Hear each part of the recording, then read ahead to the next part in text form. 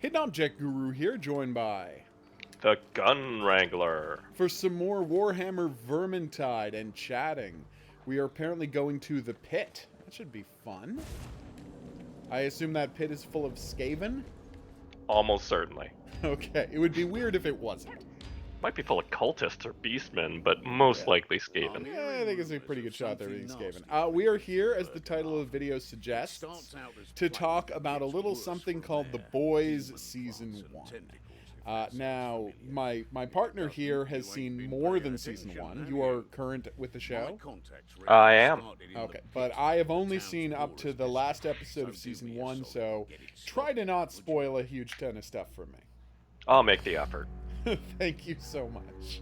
We will be back after the second season is done and I've binged the whole thing to talk about Season 2, because I really enjoyed Season 1. Just spoiler alert, I had a good time with Season 1. It's a good show. It is a good show. And based on the like, I put off watching it for a year based on how dire I thought it would be based on the terrible comic book.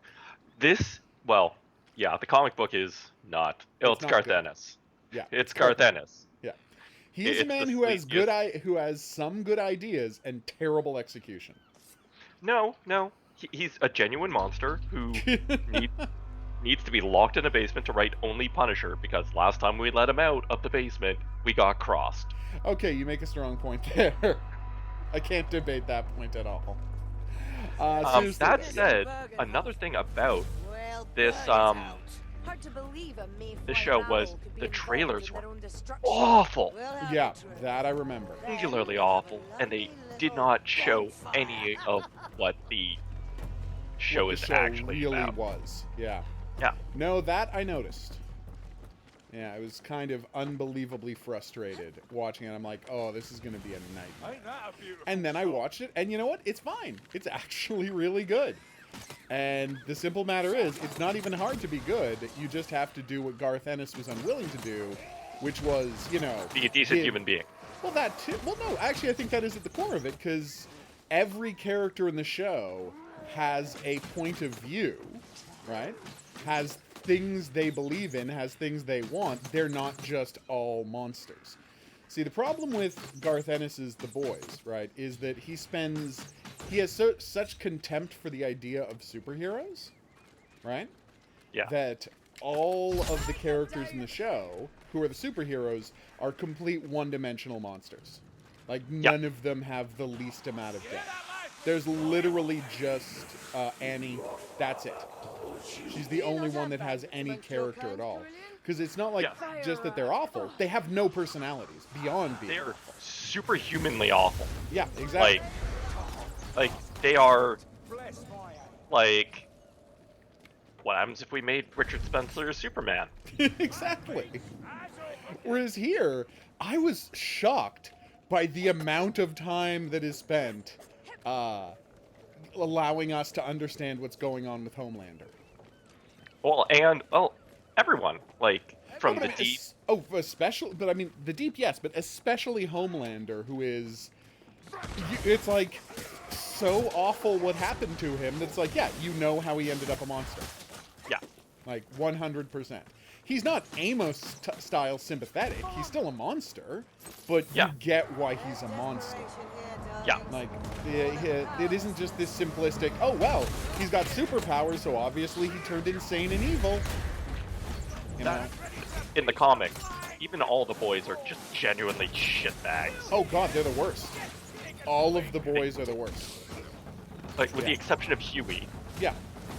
Who's kind of like, okay. everyone else is literally, I'm just like, I want everyone in this comic to die. Oh, no, I'm right there with you. It's not a good... Did you read all of it? No, I read Volume 1. Oh, okay. Well, then there's I'm stuff I like- can't tell you. Well, I already looked it up because I'm like, I'm unwilling to read the rest of this garbage. Okay, so you know everything. You do know everything that happens. Okay, good. Well, I know about Lamplighter and what ends up happening to him. Okay. And I'm like, Come, I cannot kill them all. everyone is terrible. Well, yeah, all the and time. I mean, what's an interesting thing, and I guess and you can tell me if they're saving it for season 2. I know about the Lamplighter stuff in the comic book. It's weird that it didn't get mentioned at all in the show.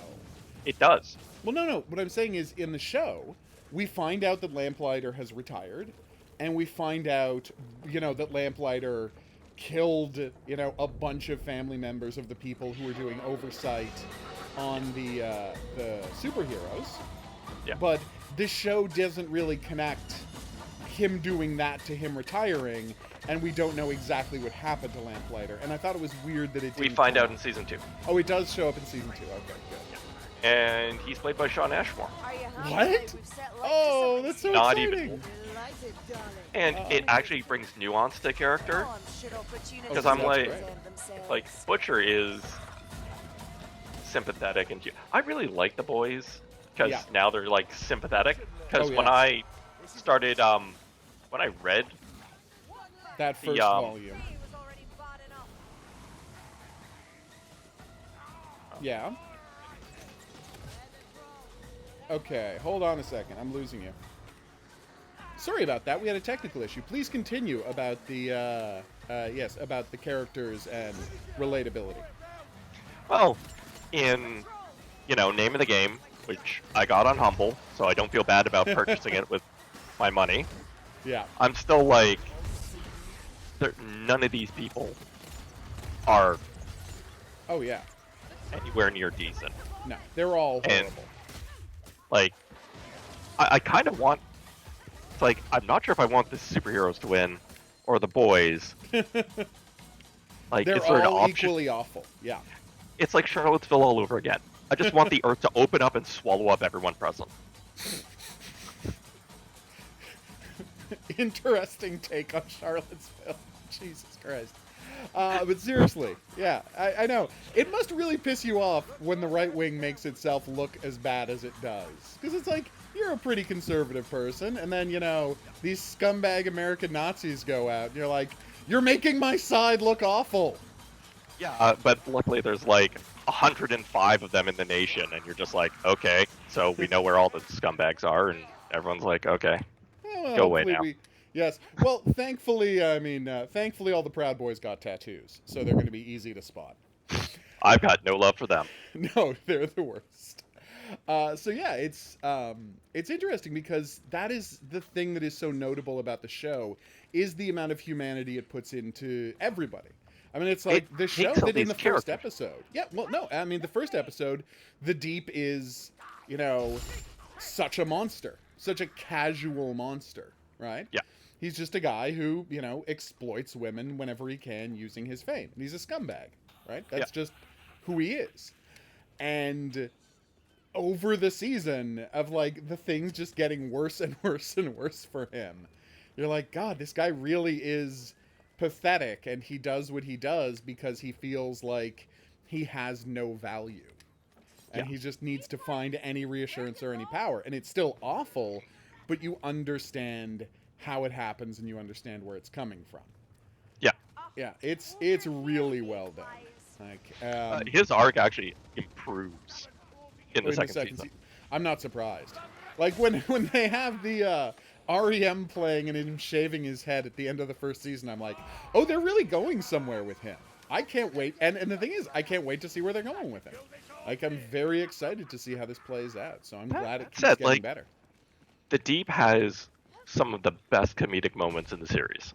Oh God, yeah. No, so far. In fact, he has all of them. Like the lobster. Yes, the lobster, the dolphin. Every time he dolphin. tries to rescue a fish, the fish winds up dying.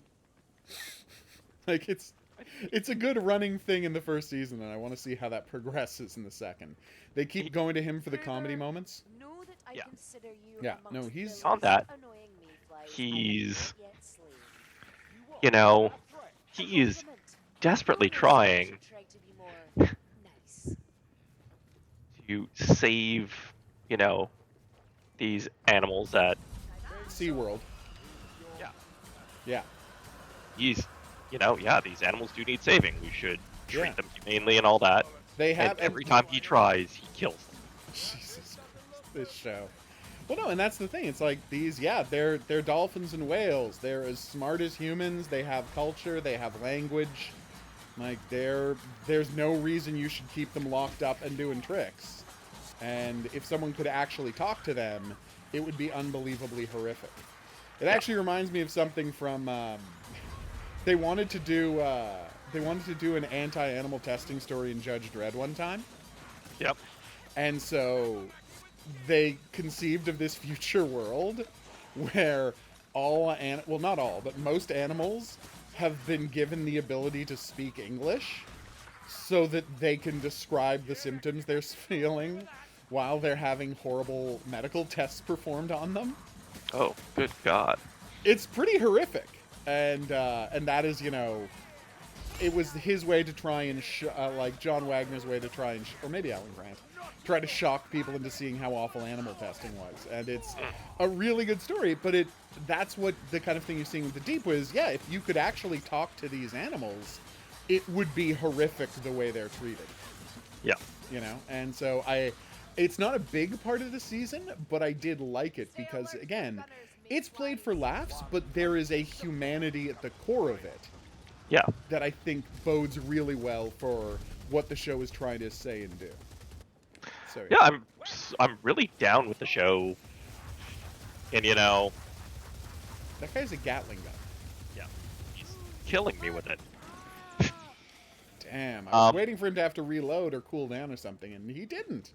I was gonna pop out and hit him with 15 arrows, but no, he didn't have to cool down.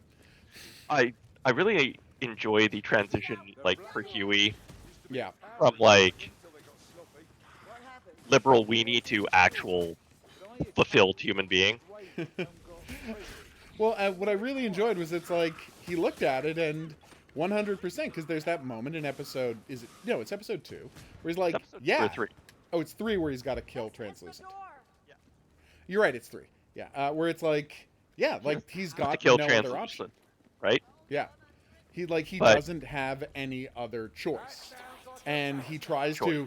he wants But to live in a world where he has another choice and he could do another thing, but he knows he can't. He knows what these people do. Yeah. Yeah. It's a really good scene. Like, he wants to maintain that semblance of humanity and that, killing is wrong, yada yada yada. But when these Typical. monsters are out there monstering, Yeah. you got to do something, and it's really the only solution he possibly comes up with. Like, oh. And Well, look at yeah. in the entire world of the boys, there is no other solution because if they have unlimited power, Yep. people will abuse it. Well, not only do these characters have unlimited power, obviously, but they have all of corporate America covering up for them. They have the government and all the corporations covering up for them. So they don't just have no limitations put on them because of their physical prowess and their abilities. They have no limitations put on them because everyone is covering up for them.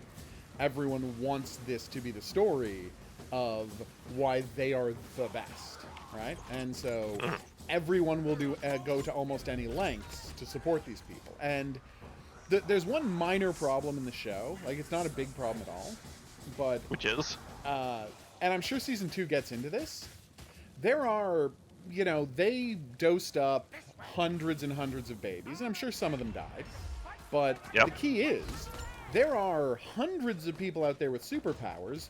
Vote only controls 200 plus of them, right? Is a major actual Point in the second season. yeah. Okay. Yeah, 'cause what it's happened to the rest of them? Yeah, because there's got to be other superheroes, well, people with powers out there, and it's like, the whole idea of there being supervillains at all isn't addressed in the entire first season. Yeah, it And is. that's not really. I mean, not until Super you get the terrorists? terrorists. No, but that's Yeah. the super terrorist. That's a different thing, right? I'm saying the idea that of the vote people, the 1,000 babies that vote gave powers to, some of them must be assholes, right? Some Yeah. of them must be super villains, but it doesn't come up at all until we get the whole organization making terrorists supervillain. Making both child soldiers into supervillains and jihadis into supervillains. Yeah. Right?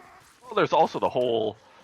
I mean, it's made clear that Compound V doesn't do good things to your brain. Yeah. Oh, God, yeah. especially if you take it as an adult. Like, it's Yeah. bad enough if you take it as a baby, but if you take it as an adult, it Oh, really I got jumped. messes you up. Oh, damn it. Yep. Oh, okay. I didn't know you It were actually gonna comes up in the second season that, yeah, it's not great for you as a kid either. And you sort of sitting there wondering, you know, or the X-ray thing. Were these Yeah. people screwed up because of... say. The social conditions and the powers they got, or is it friggin' brain damage from the experimental drugs they were given as a child? Yeah, exactly. Well, I'm because, willing and to that's the believe- thing is, I mean, I'm sure it's a column A, column B situation because, you know, like, you look at stuff in real life, that kind of, any kind of frontal lobe damage that people get when they're really young. Oh, I got an art thing over here if you don't have it all. Where?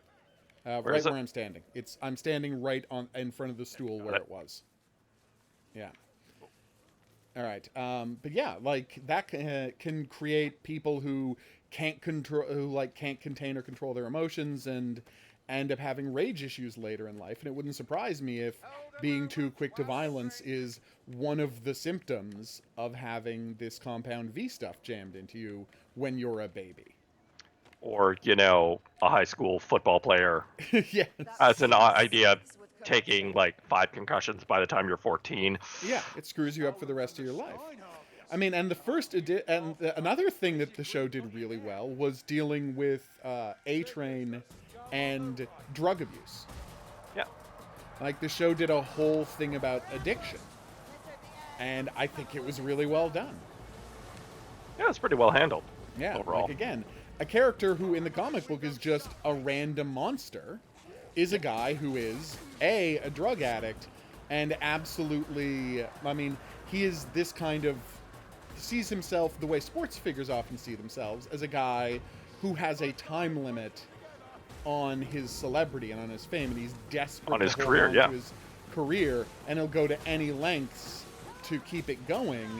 And when you find out at the end of the thing, at the end of the first season, we find out fundamentally, and this is where that scene with A-Train is so good, that Huey's girlfriend was killed in the superhero equivalent of a drunk driving accident.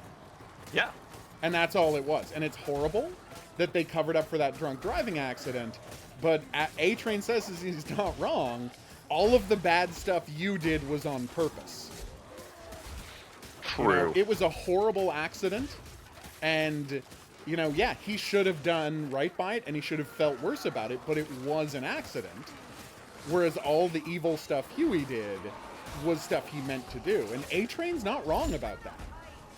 And that's Yeah. why Huey saves his life. And I'm sure that pays off really well in the second season. Yeah, but I mean, A-Train does sort of like fade into the background a little bit. Oh, okay. I assume they have a bunch of new characters this year. They've got 1 or 2 important ones, but the big thing is like, with A-Train, it kind of reminds me of. Have you ever seen Ballers?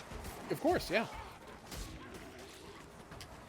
Like The Rock on it. I'm like, uh-oh, I might be exploding shortly.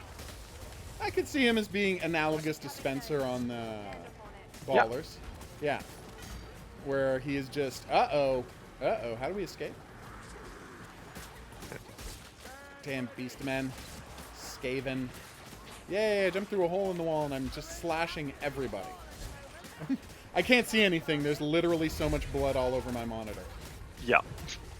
But, But anyway, yeah, you're right. It's that kind of clinging to, what was? yeah, what Because was. you've defined yourself around your your sporting ability success. to play sports ball, and now, Yeah, it's fading. I mean, I think one of the problems the show has, and this is, I mean, it's not a big problem, is everything's taking place on too short of a timeline. Right? yeah, Like, it is a the bit whole rushed. show takes place over, like, a week and a half. And that is an issue, right? Because, I mean, we're asked to believe that, like, Huey moves on way too fast from that relationship. If this was 6 months later, Mhm. that the deal with the Seven gets worked out and Billy comes to see him, Yeah. I would get, if he has been living in misery for 6 months, him, Like you a know, comic. Yeah, well, exactly like in the comic. Oh. And then, like, but I mean, that's the biggest one. It's like Huey's emotional state. I would find much more believable and well handled, and the journey he goes as a character if they had just done that 6-month gap, right? Yeah. If they had jumped forward 6 months in the first episode, it'd be like, yeah, that makes much more sense. But then you get other weird time things where, for example, A-Train gets his, ankle shattered, or gets his leg His shattered. femur broken. Gets his femur broken. You're spending 6 months in traction if you're a good boy. Exactly. He uses Compound V, and he heals faster than normal, and he uses Compound V, and he heals up within 3 days, right? Or 4 days. It's the timeline's a little hard to tell, but it's like 3 or 4 days that he's back pulling a train. But my problem with that is, right? So we see him on crutches, and then he decides he's humiliated in the store, and then he decides to take V again and get back into shape. And I get that, right? Yeah. But we're expected to believe that he got his femur broken, and 3 days later, like, everyone has forgotten who he is, and Shockwave is the only one anybody cares about? Like, he broke his leg 3 days ago. Yeah. Speaking as the resident medical professional, that's not how broken bones work. Well, obviously, but they are superheroes. Now, But that it's said, like, if you break all of your long bones, you have to be put into traction because they're major muscle groups that will, if left unattended. You need them to grow back correctly. Okay. I see it. That's why you're put in traction to begin with. Yeah. Or else the muscle groups around, especially your legs, will just turn your bone at basically right angles. Oh. Okay, now that traction stuff for that makes a lot more sense to me. That's horrific.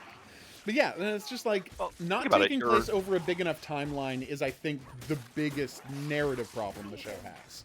Do you need ammunition? Because there's some up here. I desperately need ammunition, thank you. I've been out of arrows for a while. Also, I need health. I'm completely dead. Have you seen a potion lying around? I've got one on me. Give me a second. Okay, thank you. But, where are you? Right here, right here. All right. There you go. Merci. But anyway, we were saying. But yeah, like, it's, I think the timeline... With a trained athlete like that, yeah. It's gonna mess him up for X amount of time, and I really think the show would have benefited from there being a longer period to, like, the whole actions of the first season. You know? Yeah. Because, like, they literally, I mean, the relationship between Hugh and Annie advances incredibly quickly. Yeah. Right? And it's, again, that's the one thing in the comic book which took place over a longer timeline. Yeah. It made a little more sense there. And another thing that, I mean, again, it's not really a complaint, but I do think it's worth mentioning. Excuse me. About oh wait, we all have to be here for this? Apparently we all have to be here to open this door. So I guess the next fight's about to start. Sorry about that. Yes, one of the things that really got me, right, was that you've got the big... Whoa! Oh, they're destroying the docks. Oh, that's not good. They have Gatling guns on the boat, apparently. Yep. Or Gatling Eldritch lasers, whatever that stuff is. The big change... oh, right. With the backstory of Homelander and Billy. That's such a gigantic transformation, right? Yeah. That they've completely re-envisioned what that relationship is and what the backstory is, and made it so that, I mean, oh god, I can't really offer a spoil. There's something I want to say, but I don't want to, like, there's a chance people are going to listen to this who haven't read the comic book. Yeah. So I can't really talk about the way in which it's different, right? Yeah. But they have changed it in a really interesting way, right? All of the stuff with his wife is completely different, 180 degrees different from the comic book, and I think it's going to be a lot more interesting. It absolutely is. Yeah. But I mean, that said, I feel like they're still rushing everything. That is a good point. Yeah, I was surprised when I found out the first season was only 8 episodes long, right? Because you get to the end and they zip through Homelander finding out he's got a kid incredibly quickly. Yeah. Like, we find out the Honestly- first hint about that in the second last episode, and there's his kid in the last episode. Like, Yeah, it's well, one of that those paid things off where- immediately. It should have been a 12 episode. Yeah, had this been a season. 12 or 13 season, I think it would have played better, right? Because they have to rush through so much that that was I think overall that's my biggest complaint with the season, because I love the emotional stuff, I love the character stuff.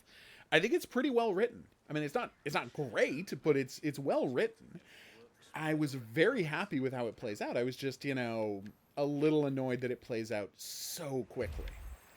Like, Yeah. again, they jump to the whole thing about him creating Homelander creating a bunch of supervillains just appears in the last Straight out episode. of nowhere. Yeah. Out of nowhere in the last episode. That's something you'd want to see that he was up to something. You'd want to see that there was something going on in the background. You'd want to see and then you want to have this big payoff about what's going on in the last episode. But it comes out of nowhere,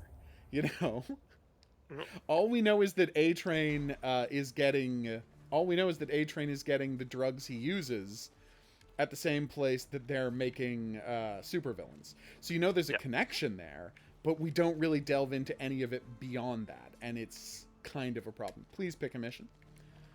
All right. Now I'm just upgrading my. Oh, you're upgrading your stuff first. Gotcha. Yep. Yeah, and I think there wasn't enough setup, and with a longer season, and I think it is just a result of the season length, right? That they have to do that to pay off. And can I say, the thing that impressed me maybe most about the transition from comic book to show is how, Do you know again, I don't want to you should work insult, control your I don't want to father insult Garth Ennis too badly here, but I do. I know you do, but I'm being nice. But one of the things that baffled me about the comic book, right, is that where they start in the story, right? Because again, he doesn't want to tell an interesting story about the characters. He just wants this showcase for all of his crude, violent, sexual parodies of famous superheroes. And so you've got this issue where, when the comic book starts, Billy knows everything about the superheroes, and all of the boys have superpowers. Mm-hmm. When it starts, Yeah. like you literally have a guy, why are we supposed to think of them as underdogs when all of them can kill any superhero with their bare hands in the comic book? That happens in the first volume. That's my point. Yeah. How are these supposed to be underdogs? How are these people supposed to be, guys dealing with this giant, monstrous, larger-than-life situation if any one of them can kill anybody but Homelander and Queen Maeve with their bare hands whenever they want to? Yeah. And it's just a question of when they can do it that is a politically correct time to do it. That is going to be they have to find enough proof that no one's going to mind them killing them with their bare hands. Whereas here on the show, oh, no, they're just guys who are scrambling, right? Yep. And that's what I like. That is the biggest change, and that is the best change they've made. That they are regular people who are scrambling and trying desperately to stay ahead of this awful thing that they've pissed off. Yeah. Because right And in the first episode, they kidnap one of the 7. This is going to go terribly for them unless they're very smart very quickly. Yeah. I do like stories like that where you've got these people taking on huge threats, and they're Yeah. like, okay, what do we got? I went to the gun store. That And works. that's do it. I went to I the really gun hope store. it does. I went by Radio Shack and I found some electronic stuff we can use to try and figure out this guy's. No, that didn't work. Oh, well, Yeah. TikTok, Superman is coming to rip our spines out. Let's see what we have. We can only keep him in a Faraday cage for so long Yeah. before Superman figures it out. Yeah, that was some nice stuff. Yeah, and it's the desperate scrambling is what I like so much. They're not just taking a crowbar and murdering people as would happen in the comic book. Although Crowbar does show up, of course. Yeah. which is nice. But yeah, and it's like Huey has to. It's not a question of, oh, well, he's got superpowers and he got into a fight. No, he's got a button he can push if he's ready to kill somebody, and he has to get ready to kill a person, and that's the entirety of the dilemma and the question. Is like once they figure it out, he can kill him at any time, but can he do it? Ugh. No, that's a really good scene, and that's a really good. That's honestly the whole arc with Translucent is really solid. Although I don't quite understand how he has carbon skin. If it's, I guess they can have very weird mutations, is what we're learning. Because something like Diamond Hard carbon there's skin one guy sounds like he had an operation done to it, but no, he was just a baby who was born that way. It's very strange. But sorry, there was one guy. There's one guy in the second season whose mutations are he has an enormous dick and acid breath. Okay. It's not exactly what you call like a concrete thing. It's like sometimes your superpower is going to be shitty. Sometimes it's going to be weird. All right, I am kind of lost in the dark here. I'm trying to find you, but I can't see anything. All right, I'm coming. All right, here, wait, there you are. There you are. Hold on. Thank you. All right, let's go. Yep. I There's fell no off. torch over here. It's yeah. Oh, thank God. Yep. Thank you. All right, let's go. I thought there should have been enough torches for all of us in the first place, but no, just one in every kind of area. So yeah, they. Oh, I can hit people with my torch? Yep. Okay, well that's making me happy. Making them bleed instead of set on fire for some reason, but I won't question it. I will ignite that for you.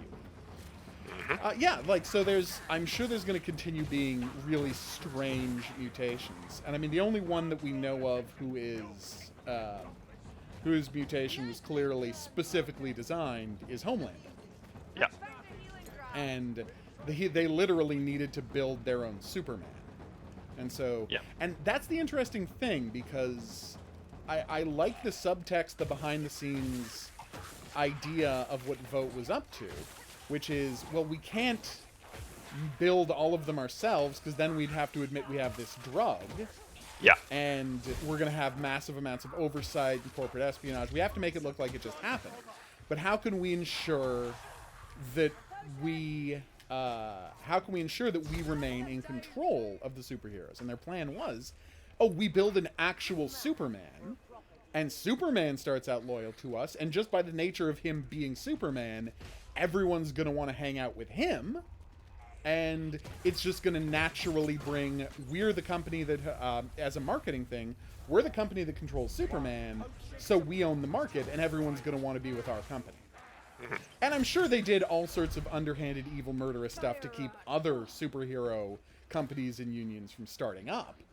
But the key idea, we control Superman, and naturally everyone else is just going to want to be where Superman is, that makes a lot of sense logically. Like, their plan actually makes perfect sense. Yeah. I cannot believe they put a flamethrower in a tunnel like that. You sons of bitches. Like, for me, I'm sitting there and I'm going, how he's bought this mega corporate thing that actually has Homelander by the nuts. The secret ingredient is crime. Well, no, but I mean, it makes a lot of sense. It's like they raised him and they indoctrinated him into how the world should work, and they have convinced him to a certain extent, not completely, obviously, as you see in the first season, they've that like the world functions best when there's an evil corporation in front of it, and he is the guy who's most important to the success of that evil corporation. Yeah. And they see him as an asset, and he sees them as the people who essentially, like, yeah, they tell him what to do, but he doesn't feel like he's controlled by them. And that's why he has such a complicated relationship with his boss, who has to essentially turn herself into his mother, because, again, he was raised in a metal box. Oh. Yeah, I see him. I got him. It's more than that. It's more than just, it's not just a mommy thing. It's so much darker. Oh, no, it is, but there's just a lot of levels to it. Yeah. There is a lot of creepy levels to their relationship. as pays off at the end. Yeah. Oh, such a good end to the season. I'm like, are they actually going to have the boss get... Yep, they're killing off the boss. Okay. Well, honestly, I kind of had a feeling she wasn't long for this world when Giancarlo Esposito showed up. And I'm like, well, if you can afford Giancarlo Esposito, that's probably going to be your boss character from now on. I assume he is very fun in the second season. He's reasonably fun. Okay, good. I am a giant fan and have been since the 90s. Yeah, I'm a huge fan of Giancarlo Esposito, and I was so happy when he turned up as her boss, who was only like mentioned twice in the entire season. That there is an upstairs. Oh man, such a good payoff for who the boss is, and I'm interested to see how the military stuff plays out in season 2. Yeah. I assume there's a lot to that. Okay. Like, a lot of it is focused around the new character of Stormfront, which is as subtle as anything Garth Ennis has ever made, I suppose. Well, I mean, come on, she's a Nazi. It's right there in her name. Yeah, exactly. I'm like, oh. Well, you know, at this day and age... Subtlety is not. Well, subtlety's not their thing, but honestly, it's America. Subtlety doesn't work on them. They elected Donald Trump president of the United States. This is not a subtle country. Like, this is made by Americans for Americans. If they want people to get the point, they have to scream the point in people's faces. Yeah. Because, spoiler alert, it's not like Fargo is getting, you know, the kind of praise and attention That it deserves. the boys. Yeah, I know. Yes, Fargo's the best show on TV. Nobody talks about it because you gotta watch it 3 times just to begin to understand what's going on. Yep. Like, The Boys is operating in a very different level. And I'm Yeah. happy with it, but come on, it's not top-tier television. It's just really good television. Yeah, it's pretty good. It's like Mandalorian tier, not Expanse tier. Oh, absolutely. That is... I'd say it's a little below Mandalorian and a lot below The Expanse. Yeah. I'm happy That's with it, but... That's something I am looking forward to immensely. Mandalorian Season 2?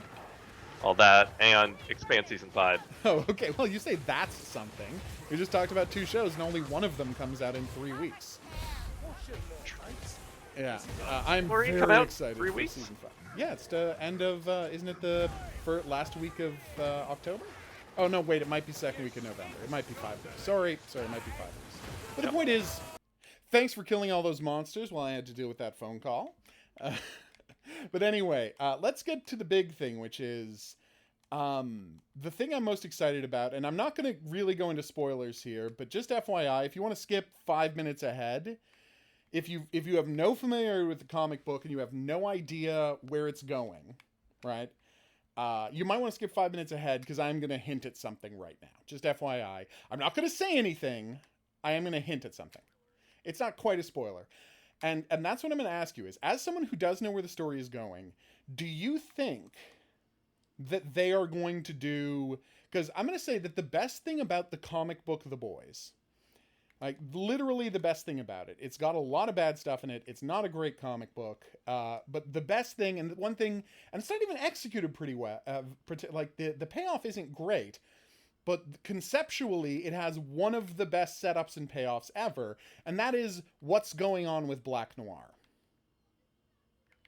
And I think the show's going to do it, based on the first season.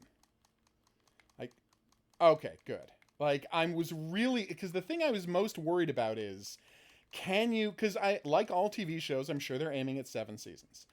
And my question watching it was... Are they going to say, do they have the nerve to not pay off Black Noir until the last 2 episodes of the show? I hope so, because it's a great payoff. It's huge.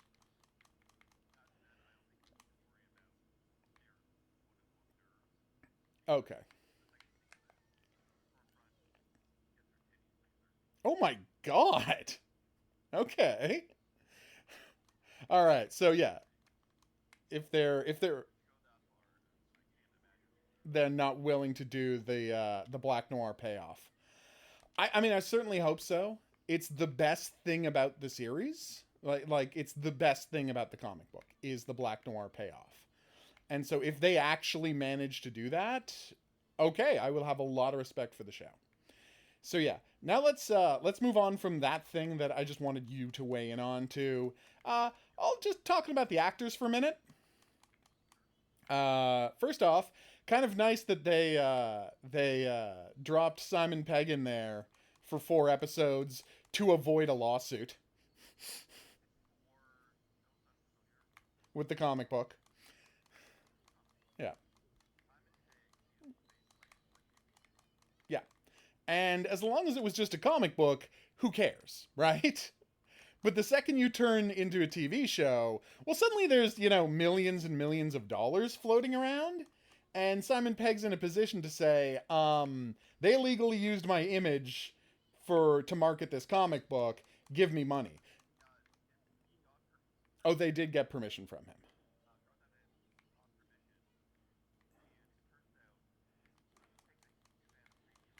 Oh, okay. Well, then it was easy to get permission. If you're a huge fan of Preacher. He went to him and said, "Can I use your image?" He's like, "Well, you made Preacher. Of course you can." Well, then it's just... Oh, that's amazing. I'm very... Oh, no, I got grabbed. If you could give me a heads up to deal with this grabbing situation. Oh, I'm in real trouble here. I'm almost out of health. No, I'm done. Oh, this is bad. They got me. Ew. Thank you, Marcus. Oh, that was rough. Oh, that was bad. All right, I'm glad, because I was worried it was one of those situations where they had, bootlegged people's images, as happens so much in comic books. But no, it's nice to know that it was all agreed, and then it's doubly nice for them to be like, "Oh, yay, come on, be on the show, it'll be fun." And it was. His American accent is atrocious. It's such a bad accent. He's so bad at it. But it was still nice seeing him. I really like the guy playing Huey. Obviously, I will never say a bad thing about Karl Urban ever. Like, it would be weird for me to suddenly, give up all of my beliefs and start saying bad things about Karl Urban. Just one of my favorite performers at all. But I was really happy with all of the supporting people. Like, the people I'm just not familiar with. I was weird. Yeah. Yeah, like, she does a really good job. I'd always really hated Frenchie in the comic book. He's so obnoxious. And that actor manages to bring so much life and sympathy to that character. And I mean, half of it's the writing, giving him this interesting backstory, but a lot of it is just this guy's performance. There is so much humanity in Frenchie. Like, he's the team's... You'd think Huey's going to be the team's heart. But no, Frenchie's the one who feels things the most. Yeah. And, like, Huey may be in every... Yeah, I know. Because he can't take the world. Because his heart is so open. He essentially... Like, the whole world hurts him, and he has to be high all the time. I love this guy. Like, it's such an interesting take on the character. And the actor's doing such a good job of it. Like, that's the real standout. Mother's Milk hasn't had enough to do this season to really give me a big sense. It was very frustrating in the comics that character never had, like, anything to do. Here you get, they got a nice running gag in the first season of his conversations with his wife at inopportune moments. Like, I thought that was good stuff. They were funny scenes. And I know it's an easy joke, and a lot of people make this joke. Oh, hey, I got the, what do you call it? There we go. Yeah, I got the grimoire. So we're good for grimoires. Anyway, like, it's an old joke, but the way they do the joke of his having a ridiculous different ringtone for everyone plays really well. Like, that's a good bit. Especially the songs that are chosen. Like, again, it's a thing that comedy writers like to do. as a recurring joke, but it's done well here, and I was very happy with it.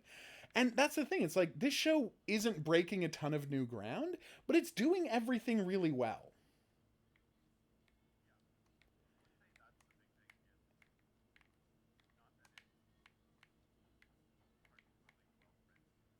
Yeah.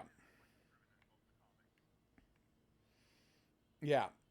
I don't want to like, and the thing is, there is one thing that like they do some interesting stuff with Billy and how obsessed he is with dealing with Homelander because of his wife, that he's willing to risk everybody else's lives. And that is why he just goes to commit suicide at the end of the season. And again, in a moment they completely earn in the show. Like, you totally believe that this is... He's like, it's all falling apart. I might as well kill myself if it can hurt the Homelander a little. Like, I get... Like, I'm never going to be able to stop him. But if I can hurt him, well, you know what? That'll be it for me. It's... You totally get that as his character. There's one problem, which is his belief... And they actually call it out at the end of the season, right? His belief that the Homelander raped and killed his wife has essentially, like, I mean, maybe it's brainwashing by his former boss, because it comes basically out of nowhere.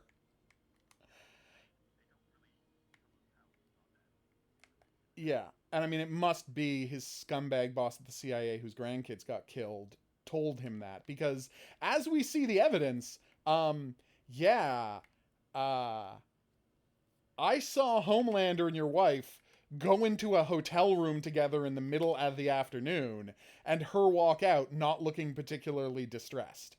That to me is not someone who was brutally raped by a superhero. Your wife was cheating on you with a superhero. That I 100% believe, right? And yeah, the footage of her like staring straight ahead for 3 hours before, what do you call it? Leaving it is freaky, right? But at the same time, it's the kind of thing you believe from someone who just cheated on their husband and found out that she was pregnant with Homelander's baby. But even if you didn't know about the pregnancy, right? So I'm saying I totally understand they weren't cheating with her character's responses. Like, just someone who is cheating on their husband, right, might, with Superman, that's the kind of thing that might drive you to just sit in a park thinking about your life for 3 hours.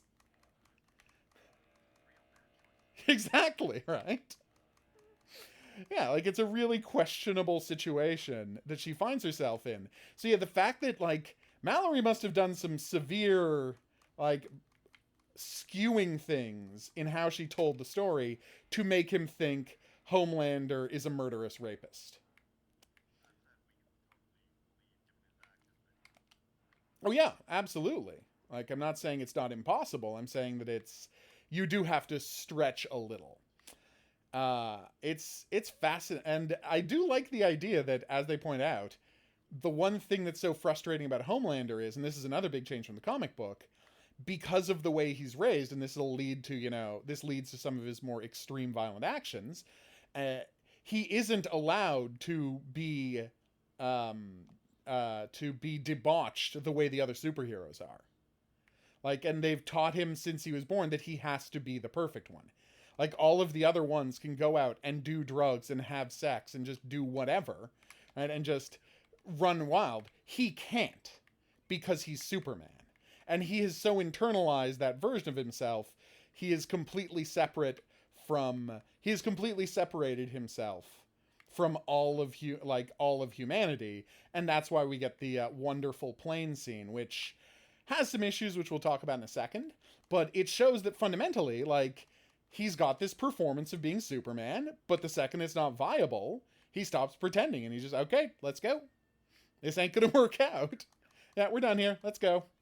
And that's, like, really good, because he has been taught since he was a child, and the Doctor talks about it, to be completely separate from humanity.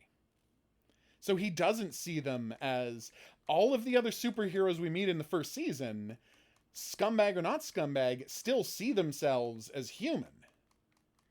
Yeah, they're fundamentally, and he doesn't. He thinks he is beyond and above humans. It's a Nietzsche Superman type situation. And that's what's so interesting about his character is, and that's what the Doctor is pissed about, and that's why the Doctor hid his kid, because the Doctor thought, oh my god, this is perfect. We get a second chance of doing Homelander. We're going to have a kid with all of Homelander's powers, but we're going to get a chance to raise him with his mother in the idealized suburban lifestyle, rah-rah America way, that we should have done with Homelander. And that's a brilliant idea. And it shows because how worried they are about Homelander, and the fact that they raised him to be totally separate from humanity has turned him into a monster. And that's exactly what he is. But yeah, the plane scene, of course, this is straight out of the comic book. Except it's much less tasteless in the comic book, because in the tasteless, that was the story of 9/11. In the comic book. And it's still a little unbelievable to me. Why am I dying? I'm being possessed and told to surrender to the Great Father's will? Am I dying quickly? Unless we escape? Oh, this is bad. We better get out of here right now. Hopefully you can lead the way, because I don't know where I'm going. Right? In the comic book, here it's just a regular flight that is hijacked by terrorists, right? And rather than 9/11. But what I find so interesting about it is, I still kind of believe, like, I question, I guess he's very arrogant. Unbelievably arrogant, in fact. And he would just think things would work out. But it's like, you spend so much time using your X-ray vision in the show, right? You wouldn't use your X-ray vision to look into the cockpit and see what the situation was and just kill that guy with your eye beams through the window before opening the door, like through the wall before opening the door. Like, we've seen you do that exact thing before. Yeah, so that's the one part, like, they had to do some suddenly the character doesn't know how to use his powers stuff just for that scene to happen. Whereas in the weird part is, it's because they want to have the they're actually going to pull it off and save the moment that is then ends up being disappointed because they don't. Whereas in the comic books, they're just idiots who don't know what they doing, and they crash in through the front window of the cockpit, destroying the cockpit just by entering the plane. Because again, they don't really, in the comic book, they're all completely reckless buffoons, whereas in the show, they're professionals who know what they're doing and are largely really good at it.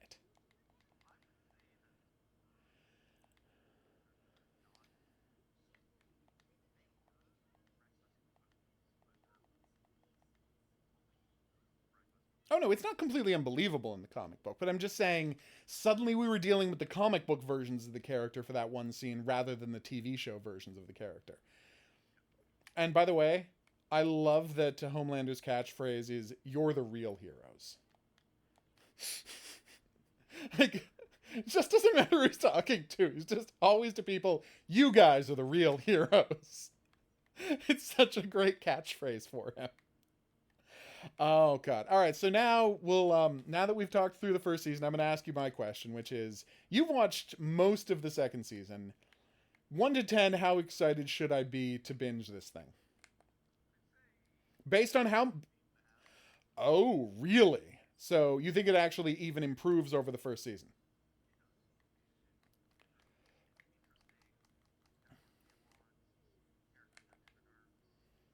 Okay, I'm excited to see where this goes. As you can tell, I was very happy with the first season, especially because, you know, it's one of these great examples of, like, a huge improvement over the source material that we get so rarely. You know, like, they've turned it into a real interesting story in a way that it just wasn't. Well, actually, that reminds me, like, did you ever watch the Preacher TV show? I got halfway through the pilot and I'm like, well, this is annoying. I'm probably going to stop. And then later I watched the rest of the pilot and it didn't give me any reason to change. But now that it's done, I kind of feel like I want to check it out and see how they did.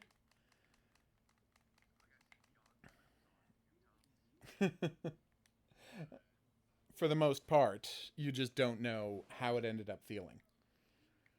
Yeah. Okay.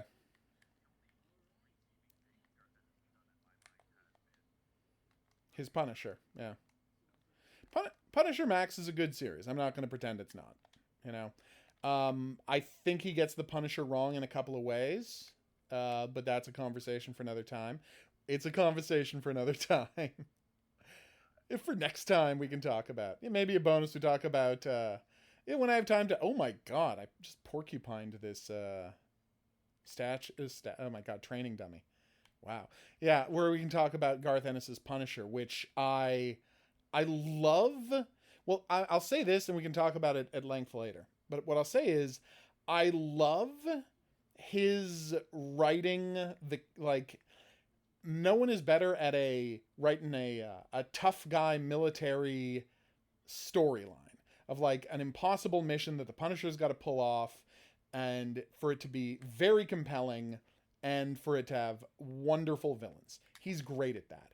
I just think he fundamentally misunderstands some stuff about the Punisher as a character. So I love the mechanics of his plot. I'm just not completely on board with his Frank Castle, even while I love and respect the mechanics of the plot he brings. If you see what I'm saying. Oh, his side characters are fantastic. Well, no, but I mean, all of his character writing is great, except for his Frank Castle. And that's what I'll say. But yeah, the side characters are wonderful. I love all of the characters around the Punisher in those series. I love his his sad returning detective. Oh, poor Soap. Poor Soap. But I love him. I love the recurring villains. Like, there's so much good stuff in there, right? And what can I say? I'm really happy with it generally. But there's just some stuff about Punisher as a person I'm not a huge fan of. So that's that. All right, so we're going to wrap up our talk about The Boys here. But before we go, let's talk about a video game we're probably going to be playing in the near future that you just told me about.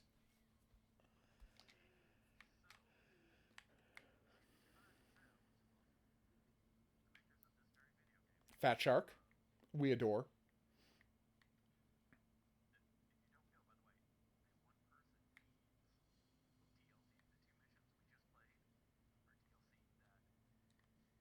I don't own. I do not own these DLC, and yet I was able to play them because one of the players on the team bought them, and that's fantastic.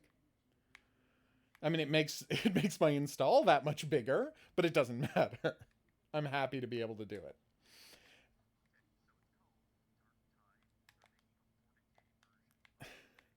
I'm so excited.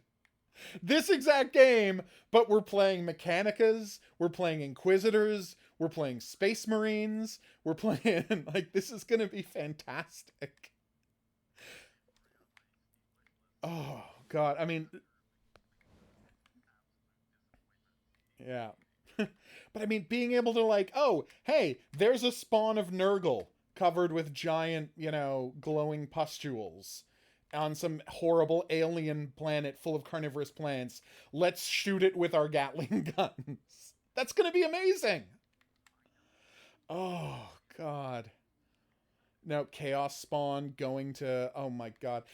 You start picturing all of the planets you want them to go to. You can do a Space Hulk mission. Fighting Tyranids. On a, giant, oh my God, on some giant destroyed, almost planet-sized mega starship. You can go to one of the Forge planets where everything has been stripped down basically to the core of the planet because they've mined away the entire surface. Leaving only, like, the towers that started out as a workshop on the surface and now is a giant tower. Like, that's fantastic. Like, the kind of set, I mean, don't get me wrong, I love Warhammer, I love Vermintide, right? But this, like, the visual, the feast you can make out of a Warhammer 40,000 game is going to be incredible. So yes, well,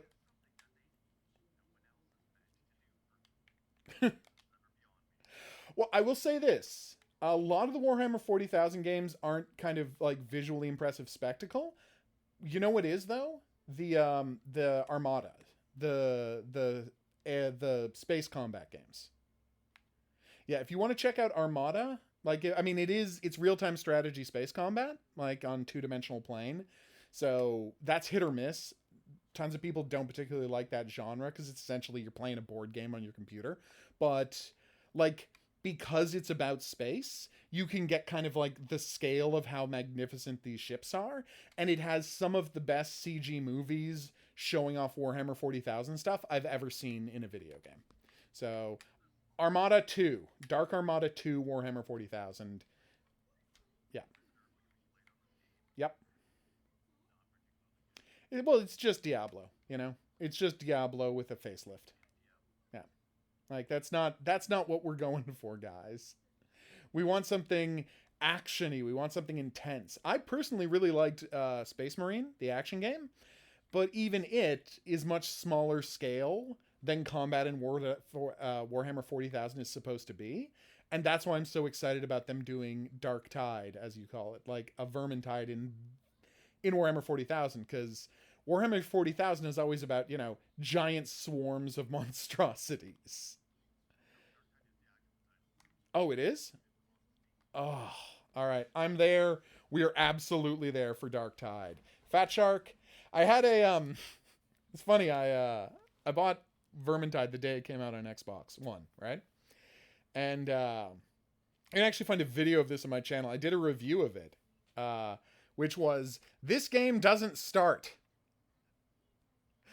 Literally, this is an embarrassing thing for Fat Shark. The day it came out, the game would not install. So it's like you put in the thing, you press start, it started the pre-install, and it would just hang there. And it took them like 3 days to get a patch out so people could play the game on Xbox.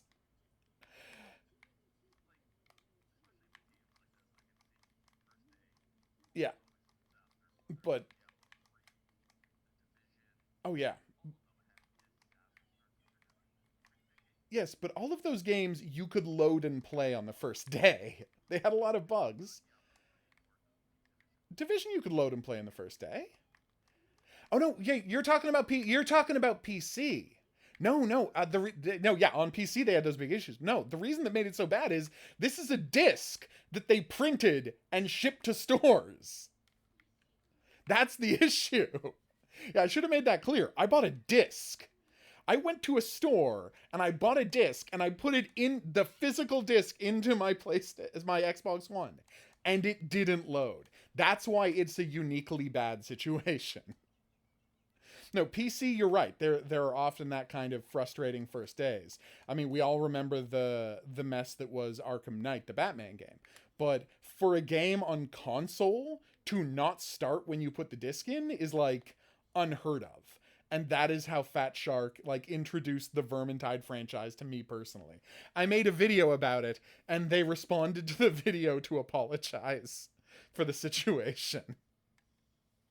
They were oh no, but obviously they were very chagrined and they understood what had happened, and they've absolutely recovered and done better for themselves. But I am now completely on board for whatever they want to do next, especially since what they want to do next is what I most desperately want.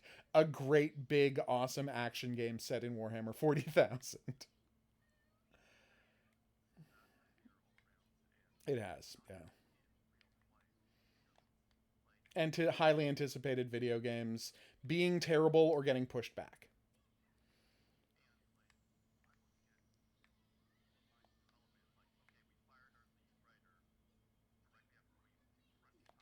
Yeah. It's not a good sign. No, it is profoundly not a good sign. Yeah.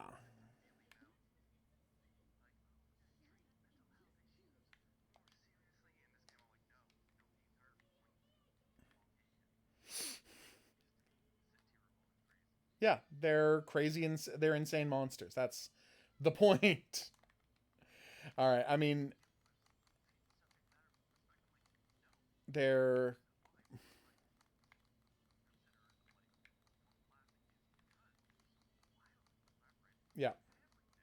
No, it's just an insane trip. You don't want to. You don't want to turn. You don't want to turn down the volume on that at all. No, I'm right with you on that one. And so, hopefully, they make a course correction before it comes out. I've had a much better year than you have. Like, I have two of my three favorite games got a sequel in the same year. So I've had a pretty good 2020. We got Deadly Premonition 2 and Spelunky 2 in the same year. That's unbelievably awesome. If only we would get Manhunt 3 before Christmas, we would have all three of my favorite games of all time having a sequel in the same year. Yeah. Yeah, most people don't know. It got so censored that it's basically unplayable. What happened was the ESRB said, no, you can't make a sequel to Manhunt. And Rockstar was like, we already made a sequel to Manhunt. And they're like, yeah, we're looking at it, and we're saying this game needs to not exist. And so what they... No, it's an amazing video game. You're a madman.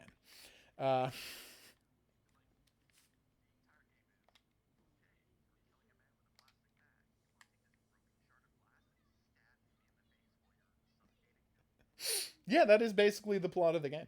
But anyway, so they made the second one. They're like, you can't have these brutal executions in the game.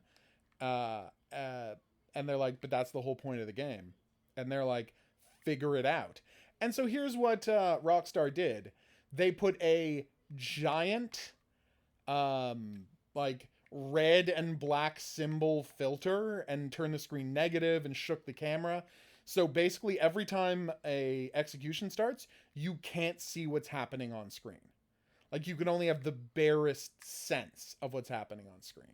It's a disaster. The game, because it didn't have the executions, and not only didn't have the executions, I mean, it technically had them, but they were completely impossible to watch. It frustrated all the fans. Everybody hated it. It didn't sell a copy, killed the franchise.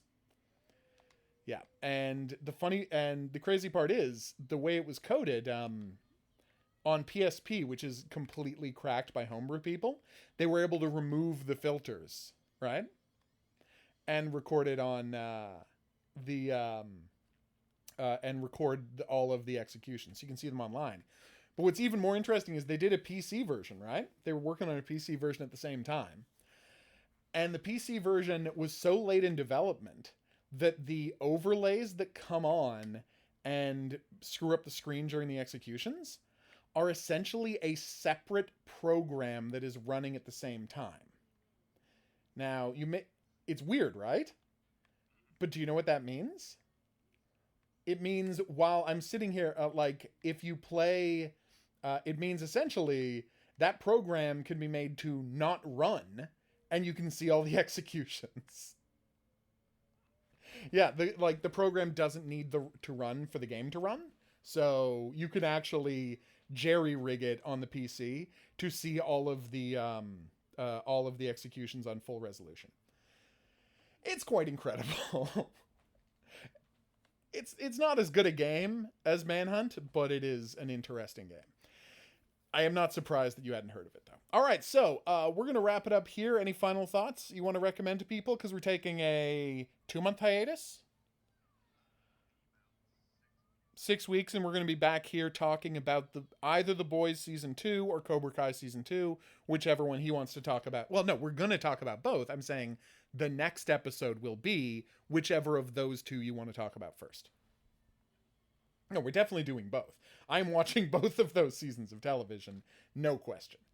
So yeah, I'm absolutely down to talk about both, and it's just a question of which one you want to do first. We'll be back in about 6 weeks for that, so yay. But before we go, any final thoughts you have?